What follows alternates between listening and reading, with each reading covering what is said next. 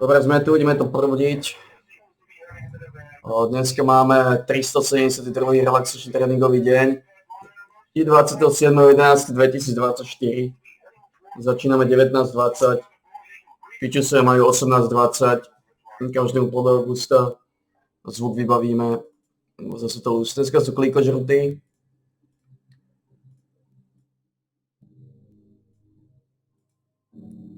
Dneska sú klikožrutí 100, 90, 80, 70 a 60 kliksterov, pretože je streda, sa sú vždy klikožrutí. Skôr dáme zvukovú stopu, ideme na prvú várku. Dobre, sme tu, ideme to prúdiť. Ešte by som pustil nejakého pičusa. Board gems. Give a fuck about this shit. Horseback. Je to niečo, čo môžem pustiť?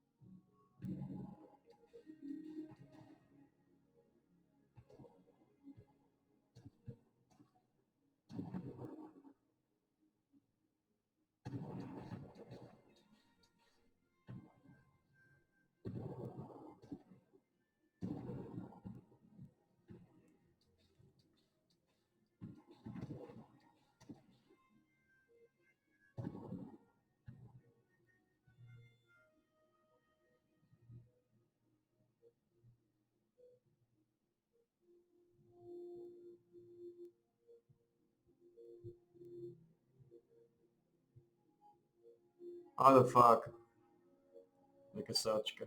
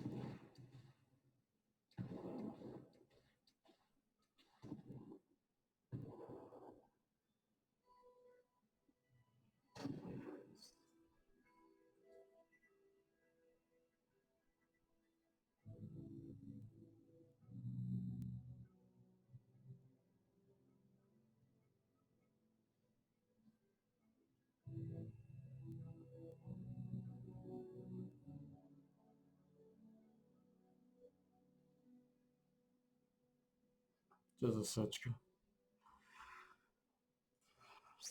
Pojď na stovku.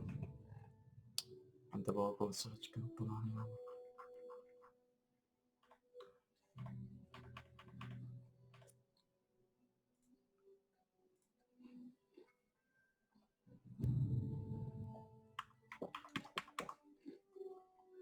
Please.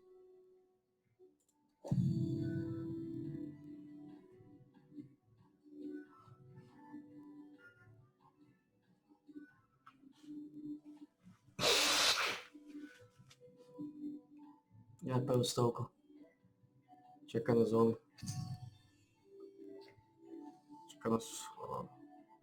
Čekaná stalker. Sme na dobrej ceste. Len to potrebujeme rozprodievať.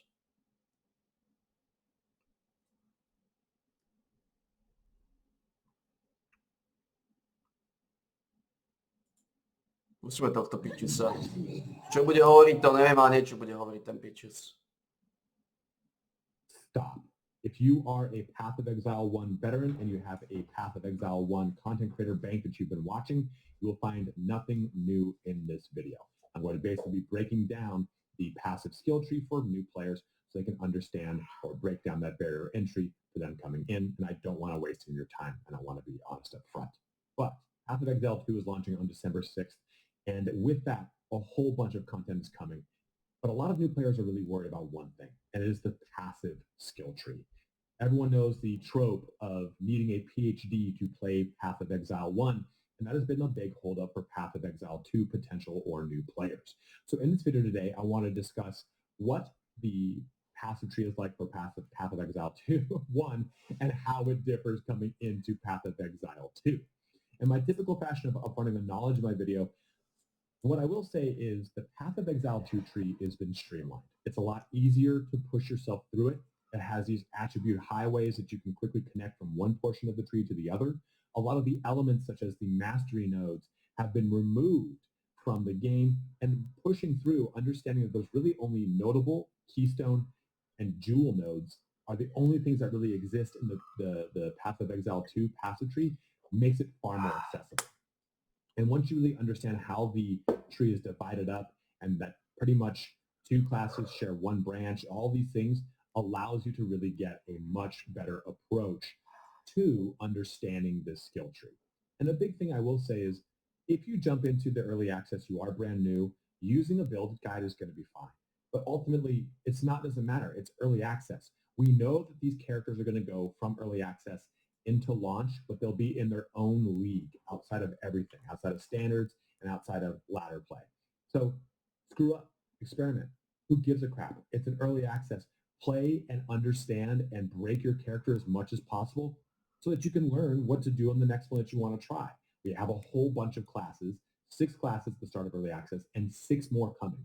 So while you might be intimidated, you might feel like it's an elitist game, it gets filled with a passage that's very scary, I encourage you, if you are jumping in on the 6th, to really experiment and really play however the hell you want to get a feel for it. Or follow a build guide, and then after that, go off the rails and break it.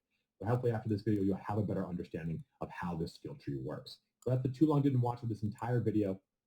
If that's all you want to know, please feel free to shut the video down and get back to enjoying your hype of Path of Exile 2.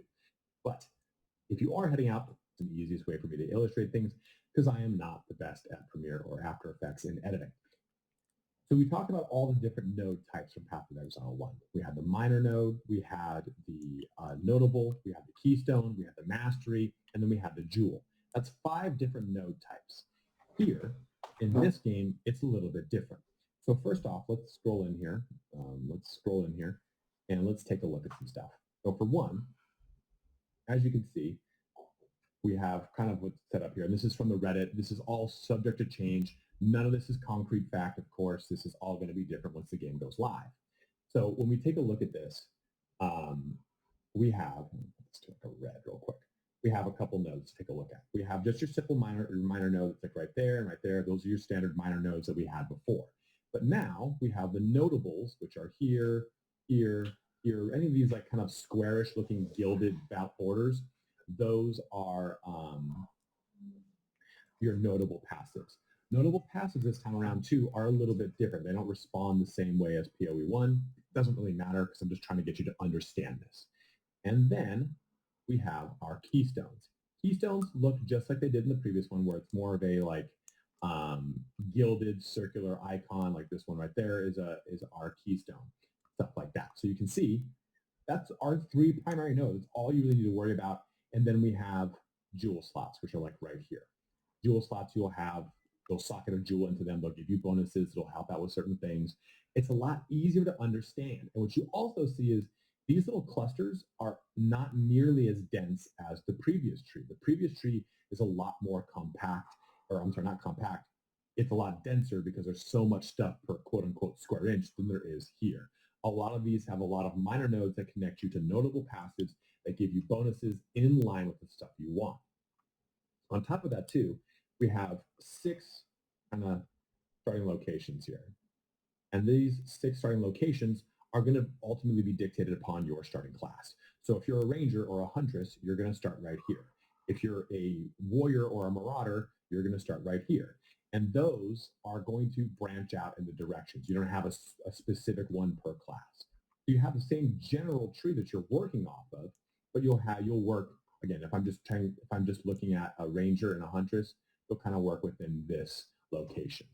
And Max Roll has a really good picture of this divided like this. You can see that the entire passive tree is divided into 1, 2, 3, 4, 5, 6 separate areas.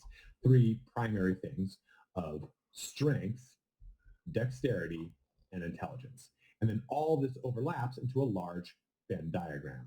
This area up here is intelligence intermixed with either strength on this side or dexterity on this side. And then that kind of reflects down on this region, right? So as we push into our Templar or Druid, we have intelligence and strength. Our strength, pure strength characters are Marauder and Warrior. Strength and Dex, Mercenary and Duelist. Dexterity is Huntress and Ranger. Int and Dex would be Shadow and Monk. And then lastly, that Int would be Sorceress and Witch. So the passive tree is divided up, just like it was before. But it is far easier to navigate these locations. Because remember, when we looked at the Path of Exile 1 tree, we had attribute points To isté. that Má nejak sa to nelíši extrémne. bring us from the different Plus locations. minus presne také They were isté ako locked Path of to Exile specific jednotke. attribute points. It is not that way this time. Now we have the attribute highway, which is this.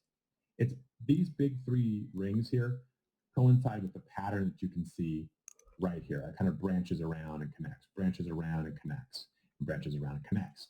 Each one of those minor nodes gives you an attribute of your choosing versus a set one. So even if I'm down over here in dexterity and I choose one of these little attribute nodes, I can get intelligence, or maybe I get strength, whatever I want for the build I have in mind. It makes this a lot more approachable because I don't need to think so hard about the specific things I'm choosing. Another thing too is to respec any node that you've selected, you just simply spend some gold to do so. In Path of Exile 1, you need a specific resource, it's like the Orb of Reflection or whatever. So you could actually end up completely tanking your character because you chose a node that would give you a keystone. The keystone completely breaks your character and you can't respec because you don't have the resource to do it. This time around, you just simply spend some points, you respec, you're good to go. So this kind of then breaks out. We looked at this highway, right? Well, this highway then takes a look at this. This is the kind of breakout of how the passive tree works. Everything in this center area right here is general passive skills that even if you are, say, a huntress over here and you want to go into step over here and for a Templar, it's at least going to be somewhat beneficial generally across the character.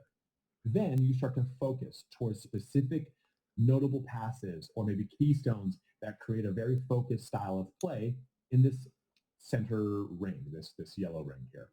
And then as you push out into this red ring, you're now are specialized. You are now in the passives that are going to put you in a very specialized focus for the character. So if I'm going to kind of look at trajectory for a ranger, and maybe I'm going to say, you know what, I'm going to use a lot of poison abilities. Okay, well, I'm now in the poison section. I'm generic location. I have no idea where poison section is. Well, now I want to use poison shots with my bow and arrow, and I'm assuming that's this because it looks like a bow and arrow.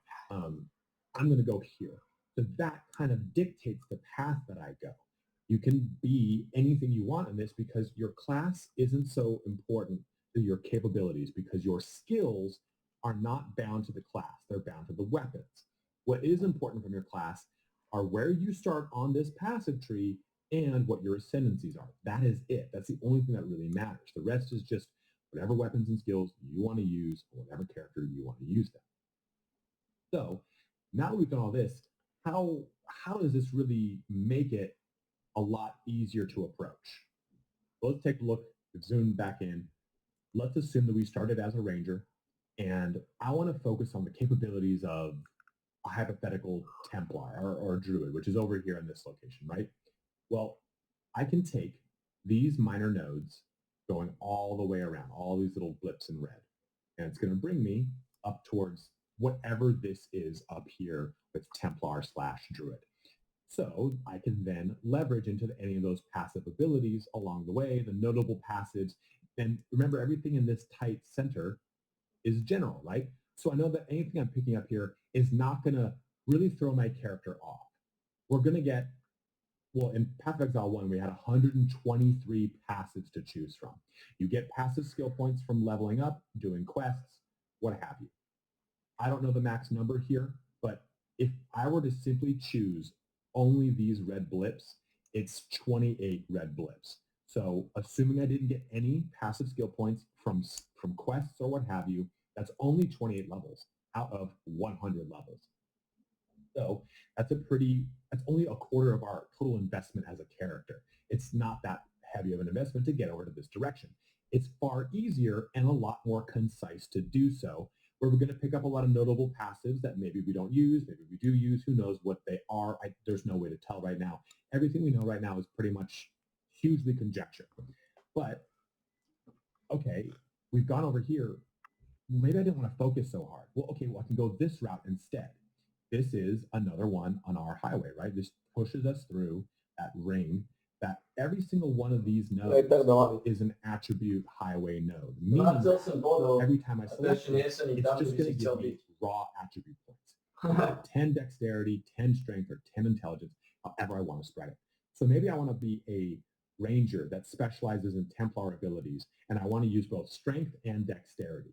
Well, now, compared to Path of Exile 1, where maybe I'm going to take an attribute point that I don't want, well, and I'm recording this live on stream. Someone said that it's no longer 10, it's 5. So this is 5 attribute points. Well, now I can focus on strength and dexterity because I'm going to get all the strength and dexterity I want from each one of these blue nodes, and it's 27 versus the 28 of all of these red nodes. You can see it's a lot easier to move through this tree. And I think when you take a look at this tree from this angle, it could make you want to vomit because you're like, dude, what the hell do you expect me to do with this many little blips? But when you really kind of break it down to a bite size, if you've played any game recently, this isn't too foreign of a construct for a talent tree. If you played World of Warcraft, the most recent DLC, it looks just like this. If you've played Diablo 4 and you've dealt with the glyph board, it's not too far off. If you've played the survival game Enshrouded, it looks just like this. So I know it's very confusing. And for me, I was like, I don't know if I really want to learn this to explain to people. I'm not smart. It took me about 1 or 2 articles of understanding to go, oh, it's actually a lot simpler. They're taking 10 years of development, cramming it into a brand new system, or not even a brand new system, but a revamped, updated system that is far easier to approach. To isté, čo now, v jednotke. you can see that it's a lot easier to Žiadny rozdiel nespravili, to isté, čo v jednotke. how this is Len zmenili, so trochu zmenili. how does this work for our To isté spravili, len samozrejme zmenili. branches that I created, right? Niektoré upravili, Well, to weapon isté. sets now help to add to this. Let's assume that our total amount of passive skill points is 100 that you Nezmenili get absolútne as nič. a player. Well, now, in Path of Exile 2, weapon sets are crucial because weapons are what give us our skills. And those weapons, maybe they are focused on elemental, or maybe it's a quarterstaff because you're playing a monk. And I, as a monk, want to leverage lightning abilities or frozen abilities, or maybe I'm a ranger, I'm using poison abilities or physical abilities, whatever it is. Every weapon set gives you 20 extra passive skill points that are bound solely to that weapon set. What I mean by that is, let's look over here at this section. I'm going to say weapon set A, I've chosen these additional passive skill points to put in. You'll get these passive skill points as a quest reward that you then invest solely attached to that weapon set. So I know that we've got a ton of colors going on here. Let me make it a little bit easier for you and turn off this red. These are the only passive skill points we've invested in the blue. So green is our weapon set 2. Well, you know what? I picked up another weapon.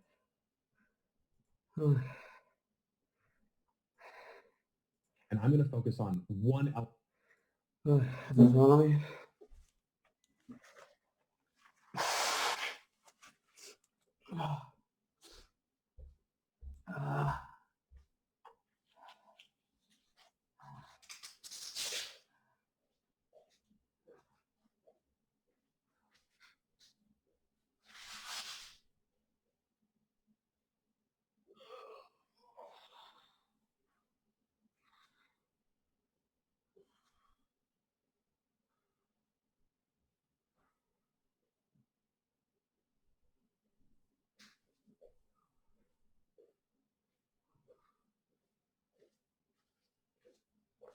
Je to za nami.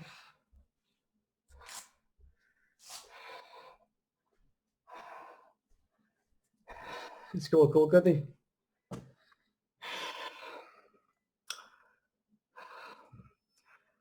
...372.